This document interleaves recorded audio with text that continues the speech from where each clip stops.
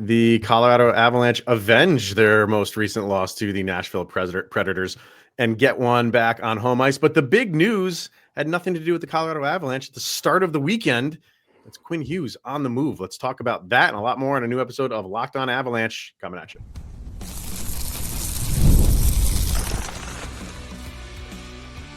You're Locked On Avalanche, your daily podcast on the Colorado Avalanche. Part of the Locked On Podcast Network. Your team every day. All right, everybody. Welcome to another episode of Locked On Avalanche, part of the Locked On Podcast Network, your team every day. I'm your host, Chris Micieli. Joining me, as always, Mr. Zach Pearson. Thank you for tuning in, making it your first listen of the day. Always appreciated. And for making the Locked On Podcast Network the #1 sports podcast network in the nation. Always appreciated. If you want to get in on the action, join our Everydayers Club. When you subscribe to that, you chat with Zach and I one-on-one through subtext. You get access to the Discord channel that we have, exclusive content such as Zach's full 1 through 32 power rankings, which he does once a week. And we're also going to be talking about, like we have been doing early in the new week, the power ranking the opponents of the Avalanche coming up for this week. So we will get to that. Obviously, we're going to get to that Avalanche victory over Nashville, but a big weekend, Zach. The Avs obviously win. The Broncos win. You're sporting your Broncos Avalanche, Broncos orange. I hope nobody gets mad about that. Right. And they clinch a playoff spot. The Chiefs are eliminated, so that's always a plus. All good stuff. This is what we like to call a good day. Yeah. A good couple days. A good weekend. A good weekend. But is it all good? Because maybe the biggest story of the weekend happened on a Friday. Like stuff like this isn't supposed to happen on Friday because we typically don't record over the weekend. So they should have known. They should have thought of us, hosts of an Avalanche podcast, to not make a trade involving the Vancouver Canucks and the Minnesota Wild. But they did. Whatever. I mean, I guess they'll learn. They'll learn. It's insanely rude. So big trade, massive trade, on the level of Mikko Rantanen from a year ago or close to it. And I'm sure by now everybody has heard. The Quinn Hughes is gone from Vancouver, and of course he comes to the Central, and goes to the Minnesota Wild. Just to recap the trade, Vancouver gets Zeev Buium, Marco Rossi, Liam Ogren, and the 2026 first-round pick of Minnesota, which, if all goes according to plan, will be a later round pick, or later pick in the first round. And then all Minnesota gets back, all they get back, is Quinn Hughes. Thoughts on the deal, and then we'll kind of break this down, what it means. What was it a surprise that it happened this early? He does have one more year left on his current deal.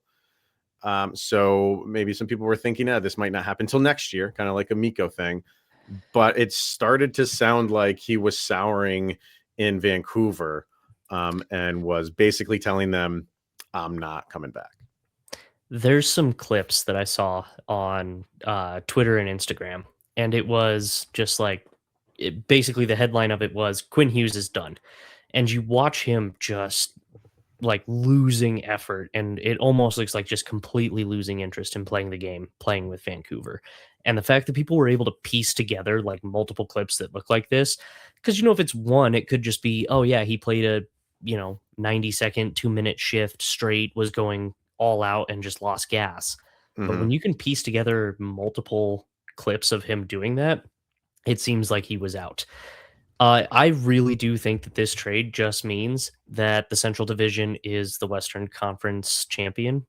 Mm-hmm. Like, it kind of feels like you have 3 teams. One of those 3 will be the Western Conference champion, and 2 of those will play in the first round of the Western Conference playoffs, because the NHL playoffs is the worst formatting in professional sports. Right. This bolsters a good Minnesota team really a lot. I hate this move. I do not like it. I don't like it at all. And the thing is, like, there's the long-term debate, and I really appreciated your screenshots that you found and then shared out on our Twitter page. Yeah. So credit to you for finding those, of all the Canucks fans being like, "Oh, Cale Makar is definitely the best defenseman. We know that now." They're finally had their come to Jesus moment and can finally say it without repercussions from the fan base. Yeah. Right, exactly. The thing is, I still love Quinn Hughes as a defenseman. Of course, I think Cale Makar is better. Right. In burgundy glasses for sure, but also I feel objectively Cale Makar is just a better defenseman. Quinn Hughes is really, really good. It's not taking anything away from his really good game by saying Cale Makar is as good as he is. And then that into the Central Division.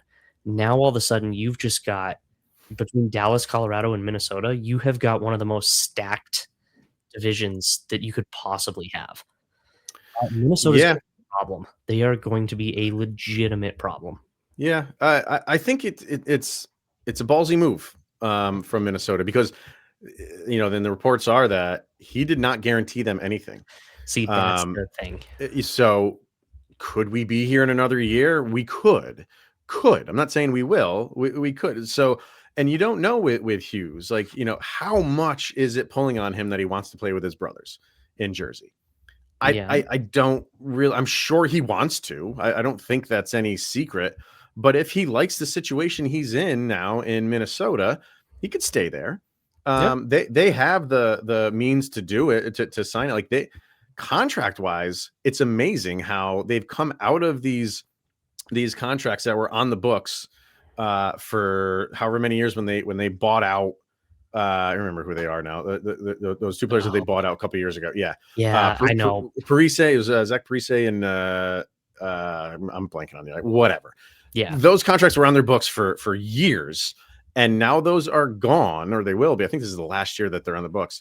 And they're sitting pretty contract wise. They don't have outside of Kaprizov, which kicks in next year, that $17 million contract, which people are still scratching their heads on. They're still fine. They don't have a lot of big contracts on their books. They have, Faber's at 8.5. Okay. You're going to have Hughes at 7.85 for next year. Matt Boldy's at 7, and it's everything below that. So after Kaprizov, you don't have anybody that's over 10. So contract wise, sure, they can do that. And with the cap going up, obviously, they could easily make him a very, very lucrative offer. It will just come down to if he wants to be in Minnesota or not. That is going to be the bottom line. And if he does, they can give him, I'm not saying a blank check, but something pretty close to it. And if not, we are back here a year or so from now. Well, so, and I also wonder, and I'm just throwing this out here, this is 100% speculation on my part. I have zero evidence backing this up. I think the only way he signs that contract is if they make a run in the playoffs, but don't go all the way. My thought being, if they make a really short run or somehow, some way drop out of the playoffs, then yeah, he wants to go somewhere that he potentially with his brothers to play even better, right? And have a better shot. Mm-hmm. If the opposite happens and Minnesota somehow wins the cup, well, now he's won a cup. Why would he need to stay in Minnesota? I'll just go over and play with my brothers. It's true. It's true. So I really feel like that if they want to extend him, they almost have to not win the cup, which sounds insane. You never know. Or he could be like, I love it. I mean, it is a great hockey community. You know what I mean? Yeah, and not saying Vancouver isn't, but if he likes where that team is headed or continues to go, and he clearly did not have that feeling in Vancouver, because you're their captain, you are the focal point of what they're going to do, and if you don't feel like they're going anywhere, you did what he did and just give up and just say like, I'm out of here. Yeah. But if he doesn't feel that way in Minnesota, and why, obviously you can just tell they're trending up. They wanted you. They gave up a potential future with a couple of their players for you. So right off the bat, that must make him feel good about, this is a team that went after me and gave up a good amount. I think they could have given up more. I think Vancouver could have gotten a little bit more, if you ask me. Not that they got nothing, but he's maybe looking at it as, yeah, they went out of their way to come to get me, and sometimes for guys that can sway them. Well, and you're also saying if you're Quinn Hughes, you're looking at the new goaltending room with Wallstead mhm, in Minnesota, and you're going, this gives me some opportunity to play my game a little more freely. Again, right, like we've talked about with the Avalanche countless times. Having good goaltending behind you really helps you feel good and play your game more openly. yeah, Everything about this, completely removing myself from the Avalanche point of view where I hate everything about this and putting myself in an objective view-ish. This is really good, I think, for Quinn Hughes. I think this puts him in a much better situation overall. yeah. Minnesota, like you said, they're up and coming. They're doing really well. Hughes is only 26. He's got plenty of years in front of Oh, him. sure. He could get one more pretty big, lengthy contract. Oh, it'll be a Heck, big he one. could get It'll two. be a big one. But It'll be very like big. term wise too, like he's still in his prime, Yes, is what I'm saying. It's not something where they're like, well, we can only give you a few years. Like he's in a prime position to do well and help a team that really does kind of need just more right. and not a Yeah, ton more because Minnesota's doing really well. I don't like this. I keep praising that team and it makes me feel just gross, but they're yeah. in a good spot and they're playing well. And this is a move that helps them. So I know. I've seen a handful of people thinking like, I don't want to say they have the mindset of like, oh, it's a foregone conclusion that Minnesota's going to sign him because the whole Bill Guerin angle of it, with him being the GM and the GM of Team USA. hmm, Um, I don't buy into players going to a team for a GM angle all that much. Does it play a part? Sure. I am not saying it plays zero role in it, but in the list of things that guys maybe have a checklist of why they want to go to a team, I don't yeah, think who the GM is really up that high. It's the head coach before the GM. It's the city before the GM. It's the players that he's playing with before the GM. It's where this team is headed. You know what I mean? So I yeah. don't buy solely into it's a foregone conclusion because he's the GM of the Wild and the GM of Team USA that, oh, he'll get this done. I think the odds of it, I just have a vibe he stays there. I do. I just feel like he knows it's a much better situation for him. If they want to do the brother thing, they can do that 8 years from now. They'll still all be in the league 8 years from now if they want to. I don't think that has to happen now and right No, now. And if Quinn Hughes wants to establish himself away from his brothers, he doesn't go to New Jersey. And yeah. he establishes and makes a name for himself. And he's already made a name for himself. I'm not trying to say he's not. But if you can go out and win a cup for Minnesota, they will put a statue up in front of that arena the next year for you. Oh my God, You yeah, know what they I mean? will. Like, so they want it so bad, and he will become royalty there. So I don't think it's a foregone conclusion that he leaves. I think it's a very good chance that he stays because I just feel like it's a good opportunity for him and a good situation for him. But I don't think it's because of the GM. I can't. It's because of Kaprizov more than Bill Guerin. It's Yeah, stuff like that. You know what I mean? So I agree. It's Wallstead, it's Kaprizov, it's the situation, it's so many things before it's the general manager. But right. And then just to talk on the Vancouver side of things quickly and the return they got, I think it's okay. I don't think it's terrible. But it's potential. That is the scary part. You got nobody that is established. yeah, And when you're rebuilding, I guess that's kind of the chances that you take. you have to. You're right. So, I mean, I guess I did not like when the Wild picked Puyam when he fell to them in the draft. Like this Denver University guy's going to the hated Minnesota Wild. Yep. So that part of it's cool that I don't have to watch him play for Get him Minnesota out of anymore. mini. Yep. Yeah. But it's potential. It's potential. Marco Rossi, it's potential. The first round pick, going to be a late round pick, obviously. And Liam Ogren, I remember reading some stuff on him when I do my draft stuff, but wasn't overly blown away. Could he have, as another potential guy? Yeah, I think he's played like 15, 16 games this year, has 0 points. Yeah. He's a project. He's still coming into his own, but I think obviously Vancouver took the bigger risk with the players that they got and inherited. I think, especially Buium and Rossi can be very good players. But you gave up Quinn Hughes, who is behind Cale Makar as the best defensive player in the league. Yep. So and when you do that, I just feel like you could have gotten a little bit more, whether it's in draft picks or an established player. So the flip side of that I feel is it was not even remotely a secret that Quinn Hughes was done with Vancouver. And that completely obliterates your bargaining chip because every team comes in and is like, we're not going to go that much because I know we're like bidding against other people, but we also know he wants out. And I think it really weakens your side as Vancouver. And Vancouver they do get just potential and they lose a like all world caliber player, but he was going to walk for nothing. And so while they probably could have gotten more, I think if you're Vancouver, it's maybe a little bit of cope. And like, I understand why they would be saying that, but you got some solid potential in return. Yep. And I think that's better than you possibly could have ended up with had he just walked for absolutely nothing. Had Vancouver said, nope, we're going to make this work around you. We're going to do all of that. And then come the end of next season, he says, see you later. That's worse than anything. But and you're completely right. My only rebuttal to that is like, you could have done this next year then.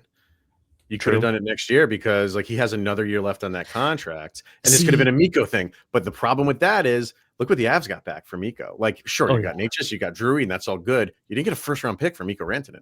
Why? Nope. Because, if teams are dealing with you behind the scenes, they know that he's not going to be there. They're not going to give up more when his contract is right around the corner of coming up or renegotiating, where you probably would got, a little bit more like right now, like what Vancouver got, because he has that extra year and you have that to play with if you're Minnesota. So and maybe, but on the same note, when you have Quinn Hughes and you're floundering the way Vancouver is, I mean, they're not playing well at all.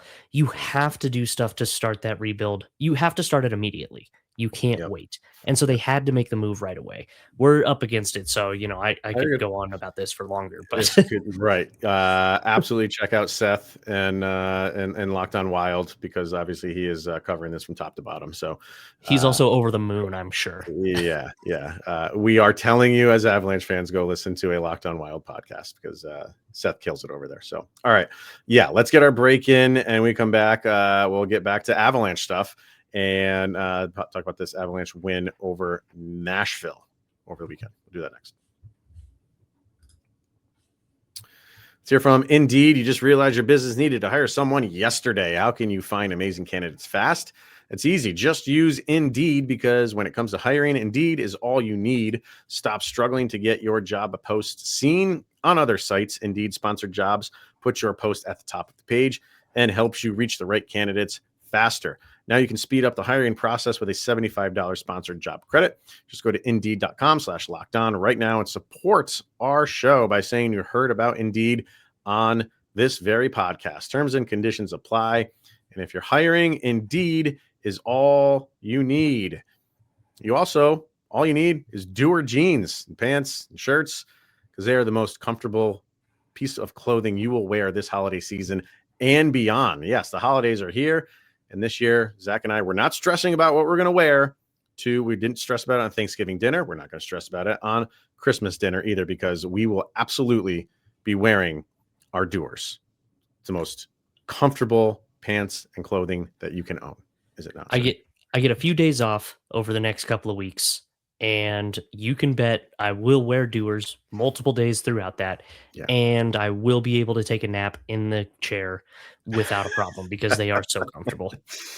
Yeah, it's time for you to experience the comfort of Doer, because we know that you will absolutely love them. Check out the Doer store right in Denver at 2621 Larimer Street. Mention the promo code LOCKEDONDenver in store to get 15% off of your first order, or check them out online at shopdoer.com. That's shopdoer.com/LockedOnDenver, and you can get that 15% off online as well. That's shopdoer.com/LockedOnDenver. Check them out today. All right, Avalanche with another victory. This one it's nice. That avenged the loss from the Nashville game from not It that long is. ago. It is. So you get the win. Solid win. I thought this was a Yeah. solid one. Overall takes on this one. This one to me really felt like it never felt like the Avs weren't going to win this game, but Nashville hung around a lot more in this one than I anticipated them doing. I think they've been playing a lot better They recently, have.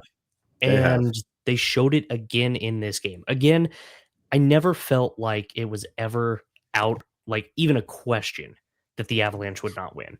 They felt pretty much in control throughout the entire game, but they never, like, Nashville just sort of hung around. The second period, I don't think was phenomenal.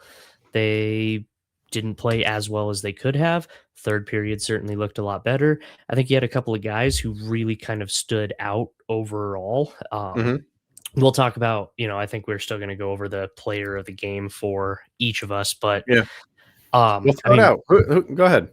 Throw it out. We'll do I'm it going to now. go Val Throw it out. Nichushkin. I'm going to go Yeah. Val Nichushkin because I thought he played excellently. He just had the empty netter at the end, which I like. Great. I think he deserved it. He should have had a Yeah. goal earlier.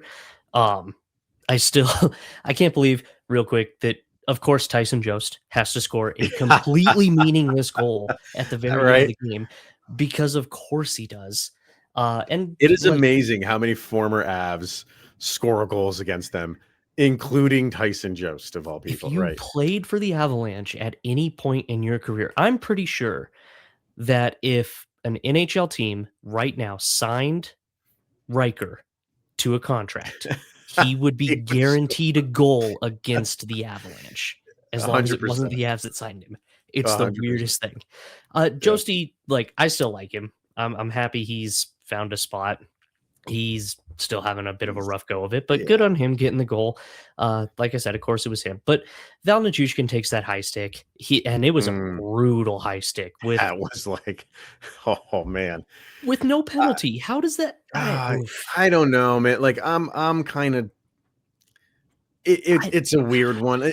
Like is, the guy's kind of like flailing at the puck, and because he's like flailing at it one-handed, I think it looks like bad. And maybe it's just a matter of the guy got lucky because the puck is there and he's swinging his stick at it. See, I think You know it's what I more mean? that. Yeah. And I get on like a shot or you're dumping the puck or anything like that, a pass, the follow through counts. This one to me doesn't feel like it should have been that because you lost control of your stick and you went up high with it. Like if you're on the ice and you toe pick and you throw your stick up high and you catch somebody in the face, is that not still a high stick? You lost control of your stick. Right. So that's what that felt like to me. I don't get how it's not a penalty. Yeah. So I'm really glad Val ends up getting that there. Olofsson had a pretty solid game. I really liked Nathan McKinnon's goal. And Brent Burns got the assist on that one again. He continues to just be involved. Great. It's like, oh man, no, there's a lot to like from this game. Jonathan Marchessault obviously gets his spot, which made it a little bit closer because it was, that was 2-1 after his goal, right? Yep. And that's where I was like, Nashville's still hanging around. But like I said, this was a good Avalanche game. Like they were in control for almost all of it. We've said this all year with the power play struggles. 0-for-4 on the power play. But I mean, I don't know what else they can do outside of continuing what we say. The puck just needs to go in the net. Like I thought that was some of the best looking power plays they've had all year, and it's just not, it's just crazy. Like I'm kind of just like, and you heard it again. Eric Johnson said it. If you watch the post game, Eric Johnson said like same thing. It's like, man, if this power once it gets going, I'm not sold it's going to anymore. People like we're 2.5 months into the season. And I think this is what we had. Like you'll get a spot where they've scored a few goals, and I think everyone when that happens, people are going to be like, power play is the dam is broken. I genuinely have to see it for literally the rest of the year for me to say like they've gotten over that hump. Like they're moving the puck around just fine. They're getting shots on net just fine.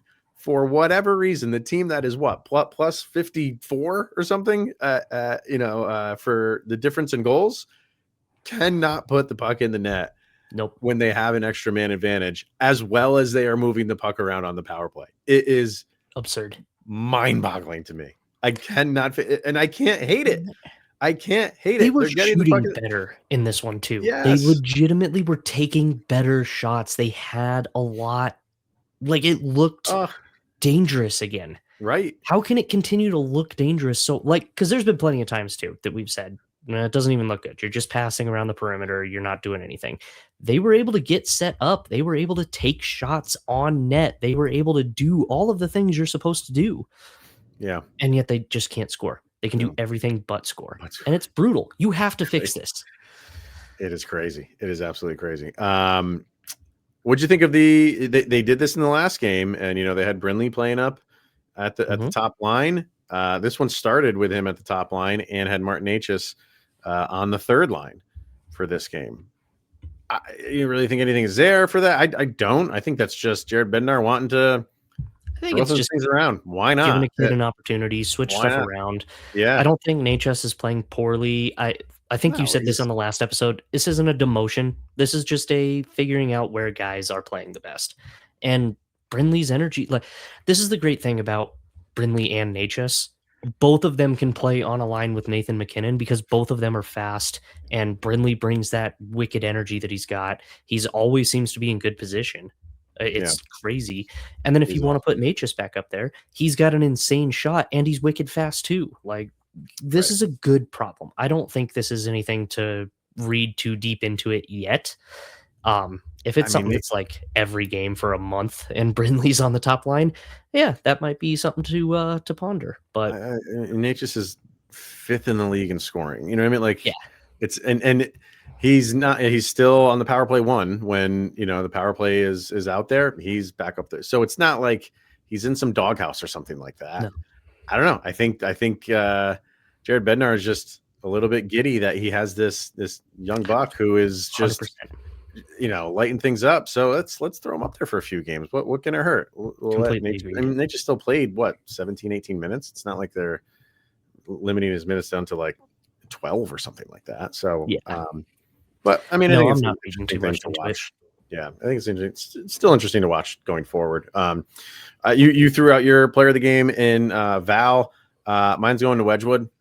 I thought, because I think Nashville, they played a good game again against Colorado, especially early on, and he made some key saves to keep the Avs up on this one. So, I don't really have much more to say other than he just continues to be part of this dynamic duo in net, and another game where you saw it.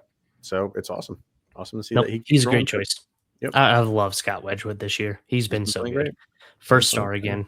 Just more than earned it. He's an awesome guy. So, all right. Let's get our last break in here when we come back, like we do at the beginning of every month. Zach will bestow upon us the power rankings where the Avalanche stand, which really shouldn't be moving out of that top spot anywhere. I would hope not. But more importantly, where their opponents for this week stand, and the average of where those opponents stand, and what we think is going to be a difficult week or easy week or in the middle somewhere. So we'll do that right after this. First, let's hear from FanDuel. NFL Sundays move fast. One big play and suddenly everything feels different. I don't know, like a Patrick Surtain interception, maybe. That's what makes live betting with FanDuel so exciting. You're not just watching the game, you are reacting to it in real time. And with FanDuel, you can place bets as the action unfolds. Every drive, every momentum swing, every highlight moment. I don't know, like a Patrick Surtain interception, maybe. So good. The game changed after that. It was the perfect interception. I wish I could jump onto the Locked On Broncos show, which you should listen to after this. Yeah. And just talk about that interception all day. Beautiful. Absolutely beautiful. And if you want to be right in the middle of that action for the rest of this season, visit FanDuel.com and you place your live bets, NFL live bets all season long. With FanDuel, the game moves fast, and so can you. All right, so let's jump into this. We got power rankings for the Avalanche. And hey, if you like this stuff, what we do now is like a truncated one with just who they're doing for this week. But if you want to get the full spectrum of power rankings, Zach does for the all access everydayer club tier. He does a 1 through 32 power ranking every week. So just one of the many reasons to subscribe to that. So, all right, what do we got for this week, sir? First of all, who's our opponents? All right, so we will be playing in Seattle. We'll be playing Winnipeg, and then we'll be playing Minnesota. But I need to double check on if those are away or home because I don't remember, but I have it right here. Okay.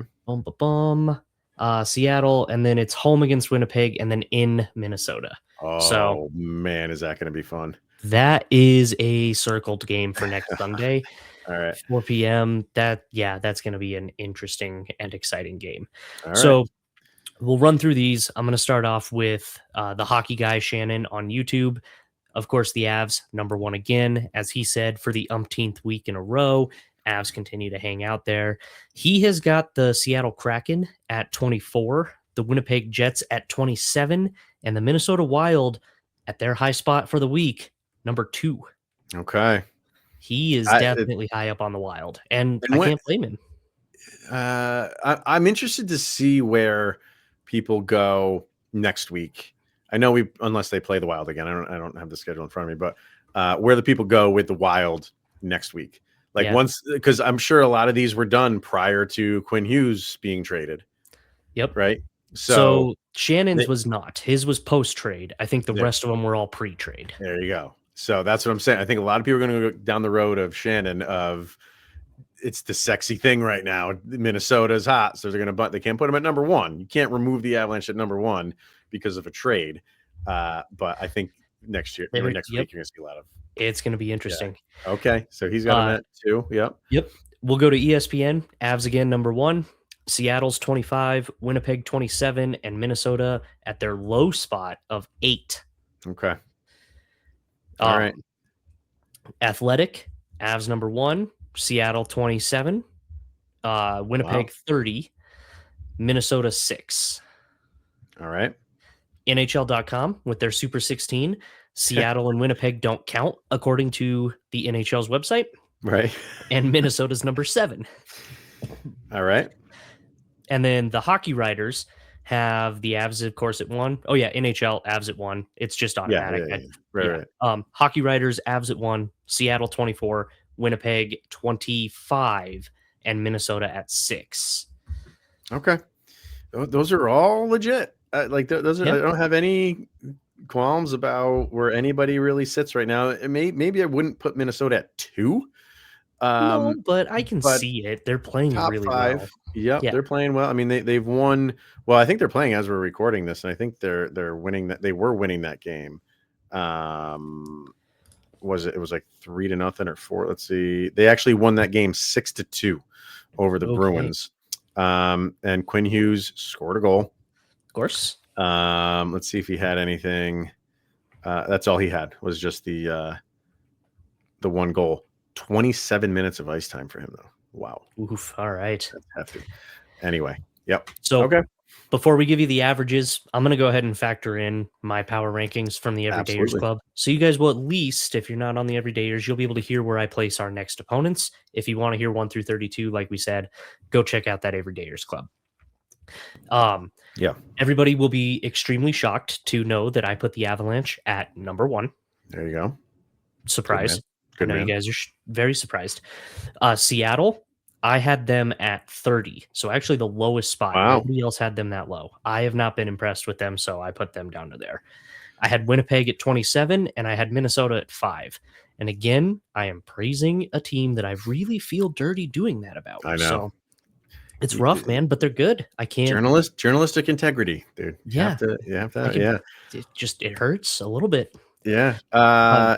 Kraken at 30. I mean, they're down there. I'm not, I don't think that's terrible. It's a lot to do when I factored it in. And if you listen to it on the Everydayers Club, it was a lot of the last 10 games were pretty heavily factored in. And like their goal differential was poor. Their last 10 games are not great. They're just on a really rough slide. And they're not doing anything to where other teams that I would potentially put down at 30, I thought have done at least enough things recently to move up that step or two above them. So it's almost more of a you're stuck there because other teams at the bottom are doing some things better, except Vancouver. And like that's why. They're I mean, going back to a handful of games, kind of when this losing kind of started for them, or their most current round of losing. Islanders, they lost in imagine losing in a shootout and the score's 1-0. So they lost that one. They lost to Dallas 3-2. They got shut out by the Oilers 4-0. They lost to the Oilers again 9-4. Then they lost to the Red Wings 4-3. Lost to Minnesota 4-1. They beat the Kings in overtime 3-2. And then they lost to the Mammoth 5-3. They're winning right now over the Sabres as we're recording this 1-0. But in all their losses, they actually in all their losses, they only scored over 3 goals once, and that was when they lost 9-4. So they weren't even in that game when they finally scored 4 goals. So struggling to score. Struggling to keep the puck out of the net in the opposition, obviously. So they're on a rough stretch right now. So, and that is your focusing on Seattle because that's your next game. Yep. If they're struggling to keep teams from scoring, and you are scoring at the clip you are being the Colorado Avalanche, I know what we said about when they played Nashville in Nashville, but come on, guys, this is another game that 2 points in the standings. Got to have it. Yep, absolutely have to. This is one of those situations for sure. So, all right.